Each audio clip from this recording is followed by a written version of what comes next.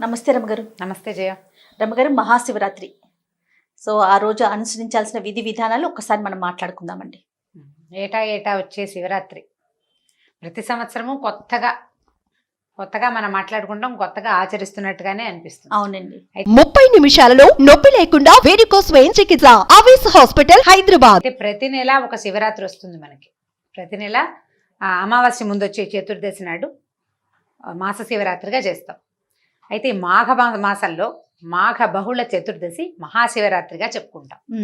అయితే మహాశివరాత్రులు కూడా శివరాత్రినప్పుడు కూడా అభిషేకం చేసి రుద్రాభిషేకం చేసి ఆ పూట ఏకభుక్తమో నక్తమో లేకపోతే ఉపవాసమో ఉండటం సాధారణ విధి. ఆ రకమైన అలవాటు ఉన్న వాళ్ళు అలా చేస్తారు. అవును, అదొక విధానంగా చేస్తారు. అయితే ఈ శివరాత్రి నాడు మొత్తం మన భారతదేశం అంతా శివరాత్రిని పాటిస్తుంది. మాఘమాసం పవిత్ర మాసం మనం చెప్పుకున్నాం కదా. స్నానాలు చేస్తాం, తర్వాత ఏమో కొద్దిపాటి దానం చేయటం, జపం చేసుకోవటం, అది విధానంగా చేస్తాం. మాఘాదివారాలు పాలు పొంగించుకోవటము, రథసప్తమి నాడు పాలు పొంగించడం, భీష్మ ఏకాదశి నాడు భీష్ముడిని తలుచుకోవటం, ఇదంతా చేసి చివరికి వచ్చేసరికి ఈ శివరాత్రి వస్తుంది. అయితే శివరాత్రి మామూలు సాధారణంగా చెప్పేది ఏంటంటే అభిషేక ప్రియ శివ అని చెప్తారు. శివుడికి అభిషేకం ఇష్టం. నువ్వు పంచామృతాలు కొబ్బరి నీళ్ళు అవి ఇవి చేయక్కర్లా, 4 ఉత్తర నీళ్లు పోసినా చాలా. ఆయనకి నీళ్లు జలం అంటే ఇష్టం. ఈ జలం ఇష్టం అవడానికి ఒక ఐతిహ్యం ఎలా చెప్తారంటే, శివుడు గరళం మింగాడు. అవును, హాలాహలాన్ని కంఠంలో దాచుకున్నాడు. అది ఎప్పుడు జరిగింది? దేవదానవులు ఈ సముద్రాన్ని చిలికినప్పుడు మొదట వచ్చిన హాలాహలాన్ని, అంటే అమృతానికి ముందు వచ్చిన విషాన్ని ఆయన ప్రపంచాన్ని అది నాశనం చేయకుండా దాన్ని మొత్తం ఎత్తి గొంతులో పెట్టుకున్నాడు, దాచుకున్నాడు. ప్రపంచాన్ని నాశనం చేయగలిగే దాన్ని ఒక ఉండని చేసి కంఠంలో ఆపాడనమాట. అంతే కదా, చాలా గొప్ప అద్భుతమైన విషయం కదా. అయితే ఇది కంఠం దిగి కిందకి వెళ్ళకుండా పైకి రాకుండా కంఠంలోనే ఉంచాడు. అయితే ఒక వేడి ఉంటుంది, అందుకని ఆయనకి మనం జలాభిషేకం చేస్తే చల్లగా ఉంటుంది కాబట్టి అభిషేకం చేయాలి. ఓహో, అందుకనే ఆయన వెండికొండలో ఉంటాడు, మంచుకొండలో ఉంటాడని. వెండికొండ ఎక్కడుంది? మంచుకొండలోనే ఉంది, హిమాలయాల దగ్గరే ఉంది కదా. ఆయన కైలాసము హిమోత్పర్వత ప్రాంతంలోనే ఉందని చెప్తాం మనం. ఇప్పుడు మానస సరోవరము, కైలాస పర్వత యాత్ర అవన్నీ చేస్తాం కదా. చల్లటి మంచుకొండలో ఉంటాడు శివుడు. ఎందుకంటే ఈ గరళం ఉండటం వల్ల ఆయన శాశ్వతంగా ఈ మంచుకొండల్లోనే నివాసం కల్పించుకుని ఉన్నాడు. ఈ చల్లబరిచినప్పుడల్లా ఆయనకి సంతోషం కలుగుతుంది. ఎవరైతే అభిషేకం చేస్తారో వాళ్ళని కుమారస్వామిని ప్రేమించినంతగా ప్రేమిస్తాడట ఆయన. అంటే బిడ్డ సంతానం మీద ఉన్నంత ప్రీతి భక్తుడి మీద కలుగుతుంది భగవంతుడికి. అందుకు అభిషేకం మన శక్తి అనుసారం పంచామృతాలతో చేయొచ్చు, కొబ్బరి నీళ్ళతో చేయొచ్చు, ఇంకా ఉన్నాయి అభిషేకాలు చాలాగా. పంచదారతో చేస్తాం, భస్మాభిషేకం చేస్తారు, అన్నాభిషేకం చేసేది కూడా ఉంది. ఎవరికి? శివునికి. భస్మాభిషేకం అత్యద్భుతమైన అభిషేకం. అది ఇప్పుడు ఉజ్జయినిలో ఇదివరకు చితాభస్మం తోటి చేసేది. అవునవును, అది తెలుసండి నాకు. కానీ అన్నాభిషేకం వినలేదు. అన్నాభిషేకం కూడా చేస్తారు. అన్నాభిషేకం పంచదారతోటి, పంచదార అన్నం కలిపి అభిషేకం చేస్తారు. పంచదారతో పంచదార అభిషేకం, అన్నంతో అన్నం, భస్మంతో మనం తెలిసిందే కదా. ఇన్ని రకాల అభిషేకాల్లోనూ జలాభిషేకం అత్యంత ప్రీతిపాత్రం శివుడికి. చాలా సులువుగా ప్రతివాడు ఎక్కడైనా కాసిన చెంబెడు నీళ్లు దొరికితే చాలు, ఆ చెంబు పోయక్కర్లేదు. 3 ఉద్ధరణల నీళ్లు పోసినా శివుడు ప్రీతి చెందుతాడు. నీకోసం నిన్ను చల్లబరచడానికి, నీకు సంతోషం కలిగించడానికి మహాశయ అని ఒక మాట నమశివాయ అనుకుని. పంచాక్షరి మంత్రం కూడా అత్యంత సులువైన మంత్రం. ఈ అభిషేకం చేయటం వల్ల శివుడు ప్రీతిపాత్రుడవుతాడు, సులభ సాధ్యుడు. తేలిగ్గా శివుణ్ణి మనం వశం చేసుకోవచ్చు. బోళ్ళంత అలంకరించి, బోళ్ళంత అన్నం పెట్టి, బోళ్ళ అవి ఇవి నైవేద్యాలు పెట్టి ఏమీ చెయ్యొద్దు. నీళ్లు పోయి చాలు. బోలా శంకరుడు కదండి. మనం బుద్ధి నిలకడగా ఉండాలి. అయితే ఈ శివరాత్రి పర్వదినానికి వద్దాం. దీంట్లో అభిషేకము, ఉపవాసము, జాగరణ, ఈ 3 అత్యంత ముఖ్యమైనవి. అవును, శివాభిషేకం చేయటం, అభిషేకం, అర్చన. అభిషేకం చేయటం ఊరికే నీళ్ళు పోసి లేచకపోము, కొంచెం పూజ చేసుకుంటాం కదా. ఈ అర్చన, అభిషేకము, తర్వాత ఏమో ఉపవాసము. ఉపవాసం అంటే ఇది సాధారణంగా చేసే ఉపవాసాలు అంటే మనం నక్తము, ఏకభుక్తము మనం మామూలుగా చెప్పుకునేవి. నక్తం అంటే పగలల్లో, ఉపవాసం అంటే చీకటి పడి చుక్కలు రాగానే భోజనం చేయటం. కార్తీక మాసంలో చేస్తాం కార్తీక నక్తాలు. ఏకభుక్తం పగలు భోజనం చేసి రాత్రికి ఉపవాసం ఉండటం. పూర్తిగా రోజంతా ఉపవాసం ఉండటం అంటే ఈ రోజంతా ఏమీ తినకుండానే ఉండటం.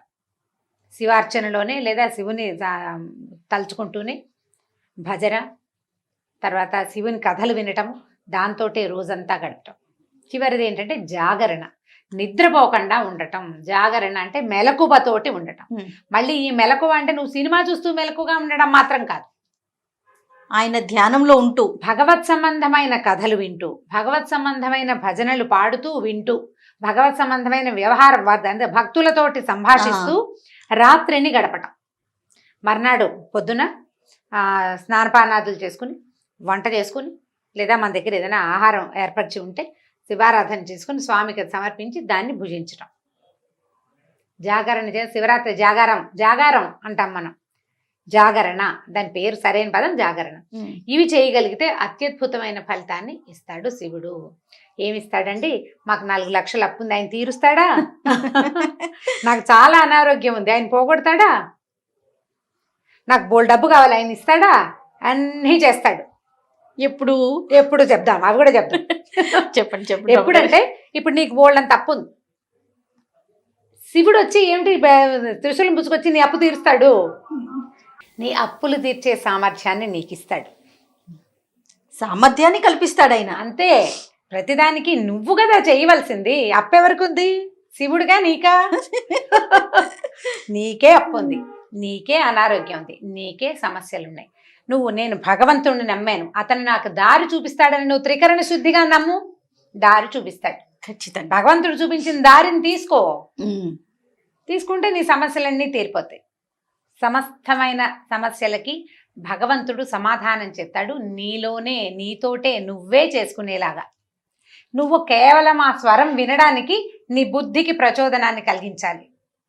నీ బుద్ధికి ఆ ఫోకస్ కావాలి. మంచి మాట వినేందుకు, మంచి సలహా తెలుసుకునేందుకు, మంచి మాట విని ఆచరించేందుకు నీ బుద్ధికి సరైన దారి భగవంతుడి వల్ల కలుగుతుంది. నువ్వు ఉపవాసం చెయ్యి శ్రద్ధతోటి, డైటింగ్ కోసం కాదు. జాగారం చెయ్యి సినిమా చూస్తూ గేమ్ ఆడుకుంటూ కాదు. భగవత్ సంబంధమైన వ్యవహారంతో భజన చేస్తూ. ఈ ఒక రోజంతా ఆహారం లేకుండా ఉంటే ఆరోగ్యం సిద్ధిస్తుందని మొన్ననే మనం ఒక దాంట్లో చెప్పాం. అవునండి కదా. కాబట్టి ఇదే విధానం. కాదరమ్మ గారు, ప్రత్యేకించి ఏదైనా ఒక మంత్రాన్ని జపించడం వల్ల ఏదైనా అనుసరించాలంటారా? అనుసరించవచ్చు జయ. అంటే మామూలుగా అభిషేకం, రుద్రాభిషేకం చేస్తారు. రుద్రం రాదు, ఓం నమ శివాయ, ఓం నమ శివాయ అని చెప్పుకుంటూ మనం సులువుగా చెప్పుకునేది మనంతటా మనం చెప్పుకుంటూ చేయొచ్చు అభిషేకం. మంత్రం రాని వాళ్ళంటే రుద్రము, నమకం, చమకం రాదు మనకి. సులువుగా చేసుకోవాలి. ఏ దేవాలయానికో వెళ్ళి ఏకాదశి రుద్రాభిషేకానికి డబ్బులు కట్టి అక్కడ కూర్చుని గుళ్ళో చేసుకోవచ్చు. లేదా మనం ఇంట్లో చేసుకుంటాం అనుకో, ఇంట్లో చేసుకుంటే చక్కగా చిన్న పాత్ర నిండా నీళ్లు నింపి పెట్టుకోవటం. దేవుడి దగ్గర ఓ శివలింగం ఉంది మన దగ్గర, ఓ పళ్ళెంలో పెట్టడం. ఓం నమ శివాయ అనుకుంటూ ఒక్కొక్క నమ శివాయకి ఒక్కొక్క చెంచాడు, ఒక ఉద్ధరణెడు నీళ్ళు తీయటం, శివలింగం మీద వేయటం, సమర్పించటమే. అంతే. కొబ్బరి నీళ్ళు తీసాం, కొబ్బరి నీళ్ళతోటి, పంచామృతాలు తీసాం, పంచామృతాలతోటి, నమక చమక రుద్రాదులతోటి, రుద్రంతో పూజ చేస్తే ఎలాంటి ఫలితం గొప్ప గొప్ప వాళ్ళకి, అంటే బాగా అన్ని వేదాధ్యయనం అవి చేసిన వాళ్ళకి లభించే ఫలితాన్ని సాధారణమైన వాళ్ళకి, స్త్రీ బాల వృద్ధుల తేడా లేకుండా ఎవరికైనా ఈ రోజు భగవంతుడు ఇస్తాడు. శివరాత్రి నాడు మనం అట్లా చేసుకోవాలి. పొద్దున సాయంత్రం 2 పూట్లా చేసుకోవచ్చు. లింగోద్భవ కాలం వరకు గనక అభిషేకం చేస్తే ఇంకా అఖండమైన ఫలితం వస్తుంది. లింగోద్భవ కాలం అంటే రాత్రి 1 గంట 2 దాకా మనం శివార్చనలో గడపచ్చు. చాలా మంది ఏం చేస్తారంటే లింగోద్భవం తర్వాత కొద్దిగా కునుకు తీస్తారు. మంచం మీద పడుకోకూడదు, నేల మీద పడుకోవచ్చు అలా చెప్తారు. పెద్దవాళ్ళు ఉండలేకపోతారు, పిల్లలు వాళ్ళు ఉండలేరు. రాత్రి 1 గంట 2 దాకా ఎవరైనా నిద్ర కాసేస్తారు, ఆ తర్వాత కాయడం కష్టం. అవును. అప్పుడు మంచము, దిండు, దుప్పటి తీసుకోకుండా నేల మీద పడుకుంటే పడుకోవచ్చు, నిద్రపోవచ్చు. ఒకవేళ వస్తే, ఒకవేళ నిద్ర అంటే మెలకుగా ఉండలేని పరిస్థితులు ఉన్న వాళ్ళు పడుకోవచ్చు అనమాట. వాళ్ళకు కూడా జాగరణ ఫలితం లభిస్తుంది. రమ్మగారు, అల్పాహారం తీసుకోవచ్చు అని కూడా కొంతమంది దగ్గర వింటూ ఉంటాం. అది ఎంతవరకు కరెక్ట్ అంటారు? అంటే అనారోగ్యస్తులు, వృద్ధులు, స్త్రీలు, బాలింతలు, లేదా గర్భవతులు, చిన్నపిల్లలు ఉంటారు. ఈ షుగర్ మాత్రలు అవి వేసుకోవాలి. ఏం చేస్తారు మరి? తప్పదు. తేలిగ్గా తీసుకుంటారు, పళ్ళు తీసుకుంటారు, కొద్దిగా పొద్దుటి పూట తీసుకుంటారు, సాయంకాలం పెద్దగా తినకుండా ఉంటారు, సాయంత్రం పూట తినకుండా రాత్రి దాకా. ఈజీగా మెథడ్ చెప్తాను చూడండి. ఇదే మనం ఈ నార్త్ ఇండియాలో అనకూడదు, ఒరిస్సాలోనూ అక్కడ నెయ్యి, తేనె నీళ్ళలో కలిపి తీసుకుంటారు. అవే నీళ్లు రోజంతా. తేనె నీళ్లు తీసుకోవచ్చు, కొబ్బరి నీళ్లు, తేనె నీళ్ళతోటి, వాటర్ తోటి ఉండొచ్చు. ఓకే.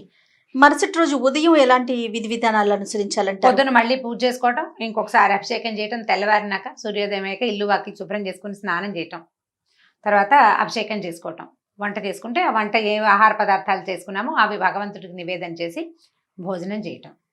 పడుకోకుండా ఉంటే మంచిది.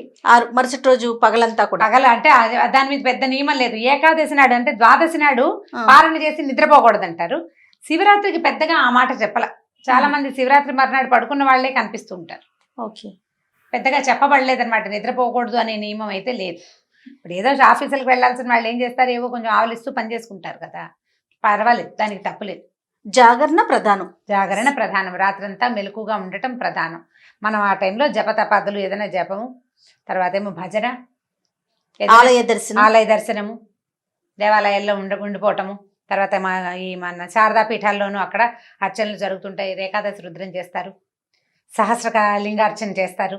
అలాంటివి శివ కళ్యాణం చేసుకునే చోట 12 గంటలు అయ్యాక శివ కళ్యాణం చేస్తారు. శివపార్వతి కళ్యాణం, గౌరీ కళ్యాణం అంటారు. అవును, శివ కళ్యాణం, గౌరీ కళ్యాణం ఏదైనా సరే ఆ కళ్యాణాన్ని అలాంటి శోభాయమానంగా జరిగే చోట కార్యక్రమాలకి చూడగలిగితే ఇంకా బాగుంటుంది, మంచి ఫలితం లభిస్తుంది. మనం ఇంకా భగవంతుడి మీదే దృష్టి లగ్నం చేసి ఉంటాం కదా, దానివల్ల విశేషమైన ఫలితం లభిస్తుంది. రమ్మగారు, మహాశివరాత్రికి మామూలుగా మనకి నెల నెల వచ్చే శివరాత్రులకి ఉన్న తేడా అంటే మనం ఏం చెప్పుకోవాలి? మహాశివరాత్రికి ఉన్న కథ ఏంటి అసలు? ఈ శివరాత్రి నాడు బ్రహ్మ విష్ణువు వాళ్ళిద్దరూ ఆధిపత్య పోరు వచ్చిందట వాళ్ళిద్దరి మధ్య. నేను గొప్ప అంటే నేను గొప్ప, నేను సృష్టిస్తానంటాడు ఆయన, నేను పెంచుతాను కదా వీళ్ళని అంటాడు ఈయన. అయితే వీళ్ళిద్దరూ కాకుండా దీన్ని మళ్ళీ సృష్టికి పునఃసృష్టికి వెసులుబాటు కల్పించే వాడెవడు? లయకారకుడైన శివుడు. వీళ్ళిద్దరు కొట్టుకుంటున్నారు, తండ్రి కొడుకు వాదన వచ్చింది. అయితే నిజంగా భగవంతుడికి సంబంధమైన వ్యవహారాల్లో వాళ్ళు ఎందుకు బాధించుకుంటారు? దేవతలు మనకు తెలియటం కోసం. అంతే, సృష్టి కళ్యాణమే కదా, లోక కళ్యాణమే కదా వాళ్ళు చేసేది. అయితే వీళ్ళిద్దరూ వాదించుకుంటుంటే అప్పుడు అగ్నిస్తంభ రూపంలో శివుడు ప్రత్యక్షమయ్యాడు అక్కడ. మీ ఇద్దరు కాదు, నేను అసలు కారకుణ్ణి అని చెప్పటం ఆయన ఉద్దేశం. ఈ మనకి త్రిమూర్తులలో ఉన్న ముగ్గురు కాకుండా అమ్మవారితో కలిసి ఉండే శివుడు ఒక ఆయన ఉంటాడు. శివరూపాలు 5 రూపాలుగా చెప్పబడతాయి అన్నమాట. 5 శక్తులు ఈ ప్రపంచాన్ని నడిపించేవి. ఏమిటి? వీళ్ళు ముగ్గురు, బ్రహ్మ విష్ణువు మహేశ్వరుడు కాకుండా సదాశివుడు, అమ్మవారు. ఈ 5 శక్తులతోటే మనకి ప్రపంచం నడుస్తుంది. ఇది పుడుతుంది పెరుగుతుంది అన్నమాట. ఆయన అమ్మవారితోటి కలిసి ఉంటాడు. వాళ్ళిద్దరూ కలిసి ఉంటారు. శివశక్తి కలిసే ఉంటుందన్నమాట. శక్తితో కూడిన శివుడే ఈ ప్రపంచాన్ని నిర్మాణం చేస్తాడని చెప్తారు. అయితే ఈ అగ్నిస్తంభ రూపంలో పెద్ద అగ్నిస్తంభం మండిపోతోంది, కింద నుంచి పైదాకా ఉంది. దాంతో వీళ్ళిద్దరూ ఆశ్చర్యపోయారు, బ్రహ్మాను విష్ణువు. ఏమిటి అని, దీని తుది మొదలు ఏమిటో తెలుసుకోవాలనుకున్నారు. ఇది ఎక్కడి నుంచి వచ్చింది, ఎక్కడికి వెళ్తోంది? తామిద్దరూ అట్లా లేరు. ఒక 3వ శక్తి ఈ రకంగా అగ్నిస్తంభ రూపంలో కనపడుతోంది. అప్పుడు ఏం చేశారంటే ఒకళ్ళు పైకి ఒకళ్ళు కిందకి వెళ్ళారు. మూలం తెలుసుకోవడానికి ఒకళ్ళు, అంతం తెలుసుకోవడానికి, ఆద్యంతాలు తెలుసుకోవడం కోసం బయలుదేరారు. అయితే ఈ విష్ణువు కిందకి ప్రయాణం చేశాడు. బ్రహ్మదేవుడు పైకి వెళ్తుంటే ఆయనకి ఒక మొగలి పువ్వు, ఒక ఆవు కనపడ్డాయి. ఆవు కామధేనువు. ఈ పైకి వెళ్తుంటే ఆయన విసుగు పుట్టింది. ఎంత వెళ్ళినా అంతం గుర్తు తెలియటల్లా. అప్పుడు ఈయన ఏమన్నాడంటే, నేను చూశానని చెప్తాను, మీ ఇద్దరు నాకు సాక్ష్యం చెప్పండి అని చెప్పాడు. సరే, ఈ అగ్నిస్తంభంలో ఈ మధ్యలో ఎక్కడైతే వీళ్ళు శివుడిని చూసి శివుడు ఇట్లా అగ్నిస్తంభంగా రూపొందటం చూసుకున్నారో అక్కడికి వెళ్ళారు. నేను చూశాను, నాకు అంతం కనపడింది అని చెప్పేసరికల్లా అప్పుడు సాక్ష్యానికి వీళ్ళిద్దరిని తెచ్చానంటే మొగలి పువ్వు అవునవునని తలకాయ చెప్పింది. కామధేనువు అవునని తలూపి తోకతోటి చూడలేదు అని తోక అడ్డంగా ఊపింది. దాంతో బ్రహ్మకి పూజార్హత లేదు అబద్ధం చెప్పినందుకు. ఆ అబద్ధానికి సాక్ష్యం చెప్పినందుకు మొగలి పువ్వుకి పూజార్హత లేదు. మొగలి పువ్వుని ఏ పూజలోనూ ఎప్పుడు వాడరు. బ్రహ్మకు అప్పుడు 5 ముఖాలు ఉండేవిట. ఒక ముఖాన్ని శివుడు చేసాడనమాట, కలిపి లాగేశాడు అబద్ధం చెప్పినందుకు. ఏ తల అయితే, ఏ నోటితోటైతే ఆయన అబద్ధం చెప్పాడో ఆ ముఖాన్ని ఆయన పెకిలించేశాడట శివుడు. అయితే ఈ కామధేనువు ముఖంతో అవునని తోకతోటి కాదంది కదా, కాబట్టి ముఖానికి కాదు ఆవుకి వెనక భాగమే, గోపృష్టమే పూజార్హమైనదని నిర్ణయించబడింది. అయితే కిందకి వెళ్ళినటువంటి శివుడు ఈ ఆదిని విష్ణువు ఆదిని నేను కనుక్కోలేకపోయాను అని నిజం చెప్పాడు. నాకంటే ఈయన శక్తివంతుడు, పైగా ఇతడు ఉంటేనే సృష్టికి స్థితికి లయకారకుడైన వాడు ఉంటేనే ఇది నడుస్తుంది. పుట్టుక అనంగానే దేనితోటి ఏదో ఒక దాంతో పుట్టించాలా, ఆ ఒక పదార్థమే శివుడు తయారు చేసేది, ఆ పుట్టిన దాన్ని విష్ణువు పెంచేది అని అప్పుడు శివుడి యొక్క అస్తిత్వం తమకంటే ఉన్నతమైనదని వీళ్ళిద్దరూ ఒప్పుకున్నారని కథ. అయితే ఎప్పుడైతే ఈ అగ్నిస్తంభ రూపంలో కనిపించాడో శివుడు, దాన్ని లింగోద్భవ కాలమని, అది ఈ మాఘ బహుళ చతుర్దశి అని చెప్పబడింది. ఈ బహుళ చతుర్దశి నాడు కనపడింది కాబట్టి ప్రతి నెల చతుర్దశిని మాఘ బహుళని మనం శివరాత్రి చేసుకుంటాం, బహుళ చతుర్దశిని మాస శివరాత్రిగా చేసుకుంటారు. అది అలవాటు ఉన్న వాళ్ళు చేసుకునేది. మాస శివరాత్రి అని క్యాలెండర్లో కనపడుతుంది, పంచాంగాల్లో విధానం ఉంటే చేస్తాం. దేవాలయాల్లోనూ అక్కడ విశేషమైన అర్చన జరుగుతుంది, శివాభిషేకం బాగా చేస్తారనమాట. కళ్యాణం కూడా చేస్తాం. అప్పుడు ఈ గౌరీ కళ్యాణం, శివుని కళ్యాణం కూడా ఈ బహుళ చతుర్దశి నాడే జరిగిందని ఒక ఐతిహ్యం. అది శివ పురాణంలో ఎక్కడో చెప్పబడింది. అందుకని ఏం చేస్తారంటే ఈ రోజు ఆయన జన్మించాడు అంటే, ఆయన జన్మించడం కాదు, ఆయన ఇట్లా లింగంగా ఆవిర్భవించాడు ఈ అగ్నిస్తంభ రూపంలో. అందుకని ఈ రోజు ఆయనకి అర్చన అభిషేకాదులు చేసి ఆయన కోసం తెల్లవార్లు మెలకుగా ఉన్నారు. బ్రహ్మ విష్ణువు వెతికేరు కదా, అవును. అట్లా మనం కూడా మెలకుగా ఉండి శివుని యొక్క ఆవిర్భావాన్ని తెలుసుకోవాలని, భగవంతుడు ఏ మూలంలో ఏ రూపంలో ఉంటాడో మనం గుర్తెరగటం కోసమే మనకి జాగరణ చెప్పబడింది. తెల్లవారేదాకా వాళ్ళు వెతికారు, అట్లా తెల్లవారేదాకా మనం మెలకుగా ఉండాలి, అందుకే ఇది చెప్పారన్నమాట. సో ఓపికను బట్టి, ఆరోగ్య పరిస్థితులను బట్టి చేయగలిగిన వారు చేసినంతగా చేసుకుంటే, అభిషేకం చేసుకున్న, మారేడు బిల్వదళాలతోటి అర్చన చేసిన, బిల్వార్చన చాలా మంచిది, విశేషమైంది. మారేడు చెట్టు సంవత్సరం అంతా పెద్దగా మనం మారేడాకులు కోయం. అవును, ఏ శివార్చనకే ప్రధానమైంది. ఏ శివాలయానికి వెళ్ళినప్పుడు కోసం ఈ రోజున మారేడుతోటి విశేషమైన అర్చన చేయటం. చాలా మారేడాకులు దొరకలేదు, ఎలాగంటే అంటే ఓ 3 ఆకులు దొరికితే ఆకుల్ని ఒకసారి పూజ చేసామా, మళ్ళీ ఆకుల్ని నిర్మాల్యం తీసేసి మళ్ళీ కడిగి మళ్ళీ వేసుకోవచ్చు. అట్లా 3 సార్లు ఆకుల్ని వాడుకోవచ్చు. ఇవాళ రేపు ఎల్లుండి కూడా వాడచ్చు.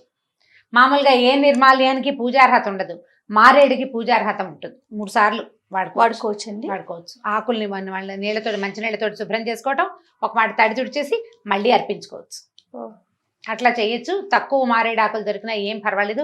ఒక్క మారేడు, ఒక్క బిల్వదళం కూడా శివుడికి అత్యంత ప్రీతిపాత్రం. నీ యొక్క శ్రద్ధ, భక్తి ప్రపత్తులు అంతే, అవే చాలా ముఖ్యమైనవి.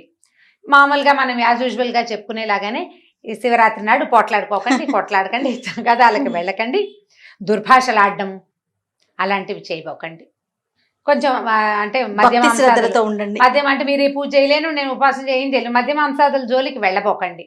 ఒక్కసారి ఓం నమ శివాయ అనుకున్నా కూడా మీకు ఈ రోజున విశేషమైన ఫలితం వస్తుంది. ప్రపంచంలో ఉన్న శక్తులన్నీ కూడా శివుడి వైపే కేంద్రీకృతం అయ్యి ఉంటాయి. శివుడిలోనే ప్రపంచంలో ఉన్న అన్ని రకాల శక్తులు శివశక్తి సమన్వితంగా ఉంటాయి. ఈ రోజున మీరు ఎవరికైనా చేసిన సహాయం 1000 రెట్లు అవుతుంది, దానం 1,00,000 రెట్లు అవుతుంది. ఒక్కసారి శివనామాన్ని జపిస్తే అది 1,00,000 సార్లు జపించినంత ఫలితాన్ని ఇస్తుంది. జపం చేయాలన్న శ్రద్ధ, భక్తి మీకు ఉండాలి. అంతే. రైట్ అండి. థ్యాంక్ యూ సో మచ్ రమ్మగారు. నమస్తే. చేయండి. ఈ వీడియో కనుక మీకు నచ్చినట్లయితే లైక్ చేయండి, షేర్ చేయండి. మరిన్ని ఇంట్రెస్టింగ్ వీడియోస్ కోసం మా ఛానల్ని సబ్స్క్రైబ్ చేసుకోండి.